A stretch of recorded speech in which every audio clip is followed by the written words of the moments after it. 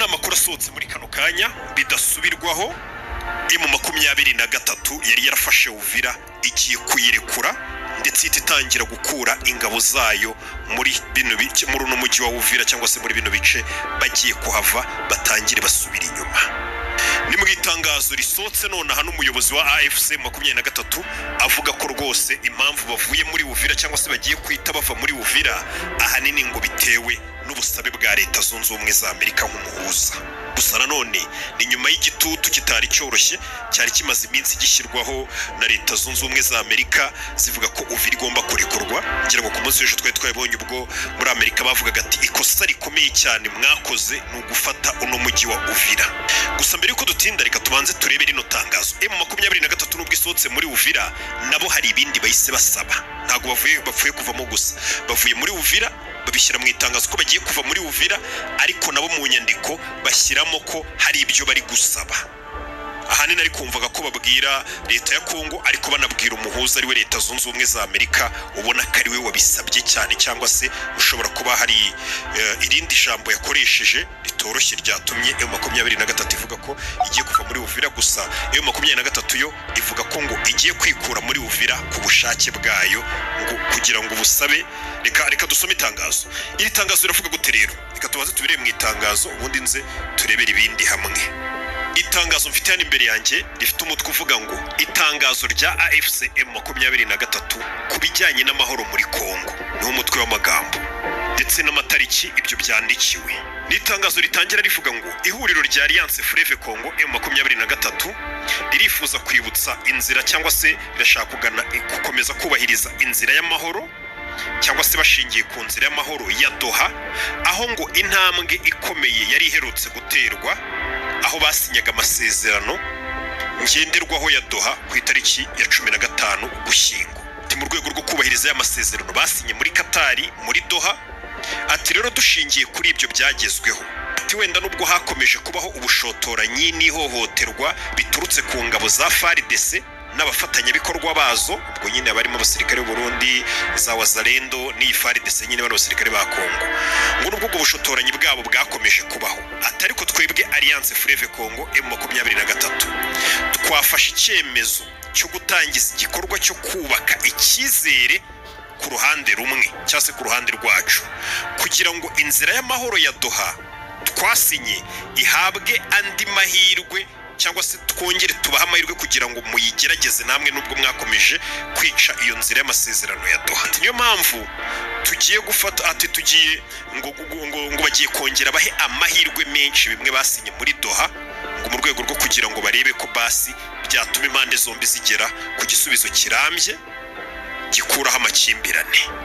Ati mu buryo bwiza rero bwo kugira ngo ya masezerano twasinye Doha twongere tubashe kuba twayaha amahirwe turebe ko yakubahirizwa. Ni muri urwo rwego AFC M23 ku bushake bwayo niko batangiye hano hantu humve neza witonze niko banditse ngo AFC M23 ku bushake bwacu tugiye gukura ingabo zacu muri Uvira ngo nkuko byasabwe n'ubuhuza bwa leta zunze ubumwe za Amerika.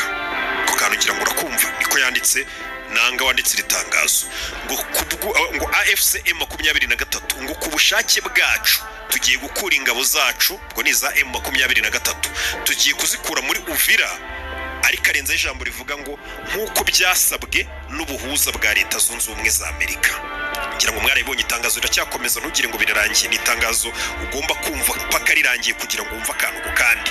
Ati ibi byasabwe na leta zunze ubumwe za Amerika. Mwabonye ibyo leta zunze ubumwe za Amerika zari zavuze ejo bundi mu nama y'umutekano w'umuryango w'abibumbye. Amatangazo yandabiriye kuri iki harimo irya Marco Rubio umwungirije. Ibyo bavuze byose ndazo wenda tugende twongera tubicemo, ariko reka dukomeze n'itangazo. Hasi yakomeje avuga ngo hashingiwe ku byabaye mu bihe byahise. Aka kantu kumve neza, atari ko hashingiwe ku byabaye mu bihe byahise aho FARDC Wazalendo n'abafatanyabikorwa babo ubwo nizangabo zose babacancuro b'abarundi n'abandi. Ati mu bihe byashize FARDC Wazalendo n'abafatanyabikorwa babo bagerageje kwifashisha ibikorwa byo bagerageje gufatirana ibikorwa byo kubaka icyizere twebwe twari twakoze byo kurekura ahantu twari twafashe, barangije bahita bashaka kongera ngo basubirane uduce twari twarabambuye ngo bahita banabikoresha no mu kwibasira abaturage bafatwaga nk'abari bashyigikiye ihuriro AFC M23. Ibyo ngibyo impamvu babivuze ni iyihe? Hari aho M23 yigeze gufata, imaze kuhafata icyo gihe n'ubundi yashyizweho igitutu n'amahanga bayisaba ko aho hantu yaharekura, ndetse aho hantu imaze kuharekura, ndetse twabonye n'u Rwanda ruvuga ko narwo hari umusanzu rwashyizeho bakoresha influence bari bafite, bagerageza kuba babibagiramo kugira ngo M23 irekure aho hantu. Twabyumvishe bisobanura M23 iravuze ngo aho hantu twarekuye, ngo abasirikare ba Kongo n'abafatanyabikorwa babo bahise bahagaruka, bahita bashaka no gufatirana n'ibindi bice byinshi ngo nabyo babyurireho babifate, ndetse bahita batangira kugirira nabi abaturage bo muri ibyo bice twari tumaze kurekura. Kuko nyine urumva bagarukana umujinya bavuga bati mwabaginga mwe batwambuye wenda umujyi, muhita munabaririmbira murabashyigikira mubaha ikaze. Ati icyo gihe bisha abaturage babagirira nabi. M23 riri kuvuga ngo ibyo bintu ubushize byarabaye, twarekuye umujyi nk'uko tugiye kurekura Uvira, murangije muraza muhohotera abaturage bari bari muri uwo mujyi mubagirira nabi ngo nuko bari badushyigikiye cyangwa se harimo abari batukweretse urugwiro rwinshi, murangije mubagirira nabi. Kwa kundi nyine binjira mu mujyi ukabona abaturage babaririmbye bakomye amashyi kuko babazi ko ntari biryabo. Bityo rero M23 muri itangazo yabishyizeho akarongo, iravuga ati ibyo bintu ntibize gusubira, nimba tugiye kuva mu mujyi ntabwo dushaka ko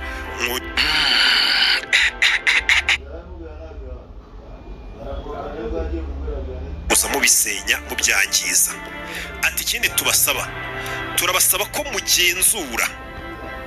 mugomba kugenzura iyubahirizwa ry'agahenge gashyizweho. Agahenge nyine uburyo ugomba gukumvamo ni ceasefire n'ubundi ntago dushaka ko mugomba kugenzura. Warabibonye ko ari ukuntu basinye agahenge, ariko ugasanga nubwo kabara agahenge leta ya Kongo yo iracyabataka ikabarasa ikaboherezaho indege n'ibiki no mu baturage. Ati ikindi mwebwe tubikoreye cyangwa se n'ubundi abo ngabo ngo batanga garanti ngo hano hazaba amahoro nimuramuka muharekuye biragenda neza, by'umwihariko ubwo ni Leta Zunze Ubumwe za Amerika, ngo mugomba kugenzura iyubahirizwa ry'agahenge hifashishijwe koherezwa kw'ingabo zidafite aho zibogamiye muri uyu mujyi. Mu yandi magambo M23 irasaba ko kugira ngo ibintu bigende neza, ubwo igiye gutangira igikorwa cyo gukura ingabo muri uyu mujyi wa Uvira, urumva ni ikintu kidashobora guhita kiba mu masaha ngahe cyangwa mu munsi umwe. Abasirikare benshi bafashe umujyi, bari abantu benshi, n'ibintu ubwo bishobora gutwaramo iminsi gake gake bagenda bava mu mujyi. Ati turabasaba ko mwohereza ingabo zidafite aho zibogamiye.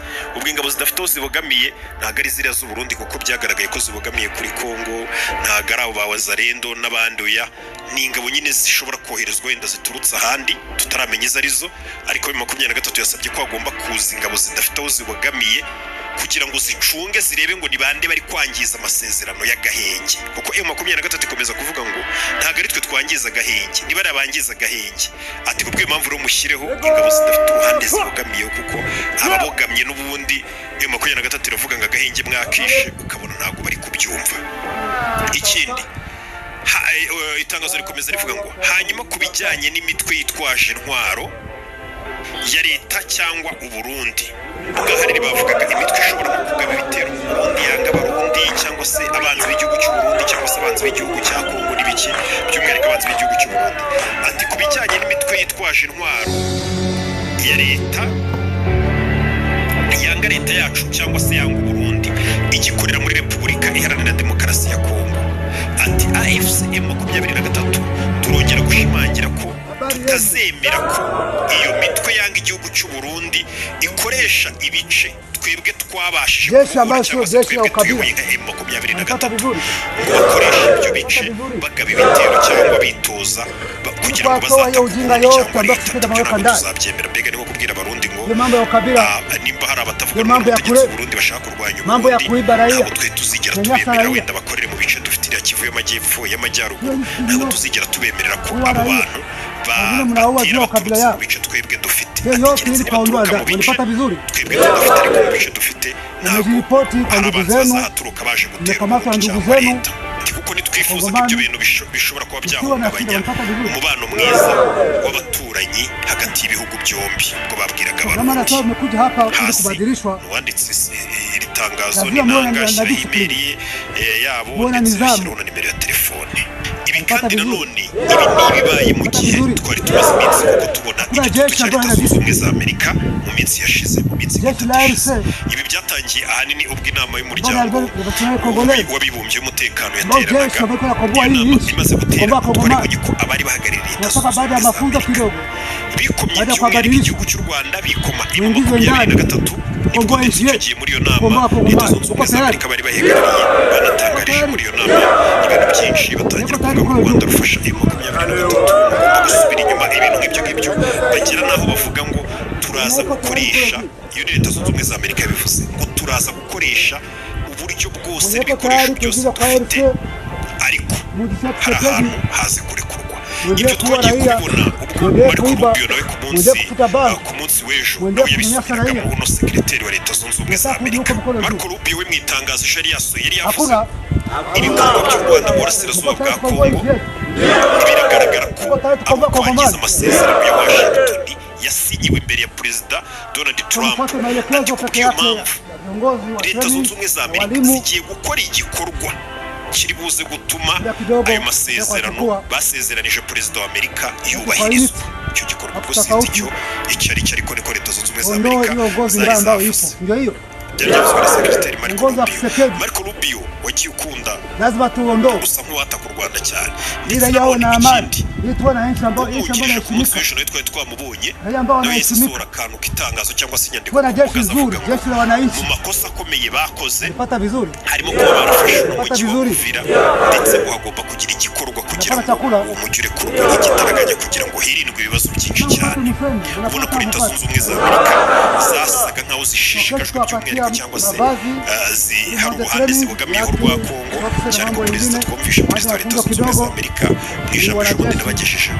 Perezida wa Leta Zunze Ubumwe za Amerika ubwo yari ari imbere y'abaturage yabwiye abaturage ngo igihugu cya Kongo cyarampatiye rwose kiranyiginga ngwino uduhe umutekano weze wifatire amabuye y'agaciro. Ati kandi ayo mabuye koko nzajya kuyafata. Niko Trump yari ari kubwira abaturage. Urabizi politiki ya Trump ivuga ko Amerika mbere ibindi ntabwo bimureba, ariko Amerika iba yabonye inyungu, umuturage we nyine aba ameze neza, kandi Perezida ubundi nicyo kintu nyine n'ubundi nka Perezida wa Amerika bagomba gushyira imbere. Urumva yari ari kubiratira abaturage babwira ati Kongo yaramwiye ngo ngwino ufate amabuye, ati kandi kuko ayo mabuye nzagenda nyafate.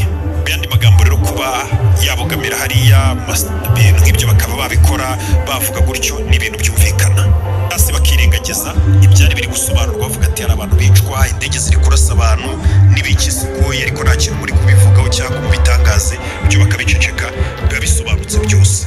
Gusa reka turebe M23 yo nta kibazo ifite cyo kurekura uyu mujyi, cyane ko bavuga ati icy'ingenzi twebwe icyo tudashaka ni uko uyu mujyi wongera kugaragaramo intwaro cyangwa se abasirikare bahohotera abantu, bica abantu, bashobora kwangiza ibikorwa remezo. Ati abaturage bo muri uyu mujyi wa Uvira nimubarindira umutekano twebwe tumeze neza nta kibazo, nimutangiza ibikorwa remezo nta kibazo.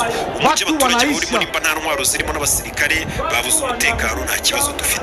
Ati ikindi mushyiremo abasirikare badafite uruhande babogamiyeho. Iyo nibyo byifuzo M23 yo ifite, ndetse yanabujije ko hashobora kugira abasirikare ba FARDC binjira nabo bafatanije bakaba baza muri uyu mujyi wa Uvira bakimara kuwuvamo bakagirira n'aba abaturage bavuga ngo mwari mushyigikiye M23. Ubwo niba abaturage nyine babakiranye urugwiro, babahakeya, babaririmba, babaha amashyi kumwe binjira ahantu henshi bafashe, ukabona babishimiye.